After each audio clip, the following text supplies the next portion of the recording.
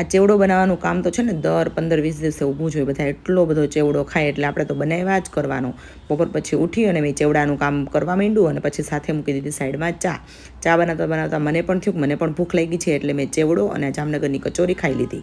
અને જીયાંશ અને ધ્યાનાને મસ્ત મજાની એક ગેમ રમાડી દીધી. ગેમ રમાડવામાં વિન થાય ને પાણીપુરી ખવડાવવાની હતી તો હું લઈ ગઈ એને પાણીપુરી ખવડાવવા. ધ્યાનને તો બહુ તીખી લાગી એટલે બહુ બધું પાણી પીવડાવી દીધું. જીયાંશ તો ત્યાં એને હક નહોતો લેવા દેતો, એને ન કોઈ રમત જ કર્યા કરતો હતો. અને પછી મને જીયાંશ મને કે આલ મમ્મી દાદા મને લઈ ગયા હતા ને એ જગ્યા ઉપર મને લઈ જા. મેં કીધું મેં નથી જોયું. મને કે ચાલ હું તને બતાવું. તો એણે મને આ જગ્યા બતાવી. ઢોસાવાળાની બહારની સાઈડ જે હિંચકા અને ઉચક નીચક મૂક્યું હોય ત્યાં લઈ ગયો. તો અહીંયા બંને બેસી ગયા પણ ધ્યાનનો વજન વધારે એટલે જોરથી ઠપકારે અને જીયાંશને વાયગા કરે તો રાયડું પાડતો હતો. અને હિંચકા ખાતા ધ્યાનાનું ચપ્પલ ઉડી ગયું પણ એ કાંઈ પગમાં આવે નહીં પાછું. એટલે બેન એમને બેસી ગયા, એક ચપ્પલવાળું પગ અને એક ચપ્પલ વગરનું પગ. ઘેર આવી તો પપ્પા રિપેરિંગ કામ કરતા હતા ફિલ્ટરનું. જો તમને આવા મિની વ્લોગ જોઈતા હોય તો ચેનલને સબસ્ક્રાઈબ કરો, લાઈક કરો, શેર કરો.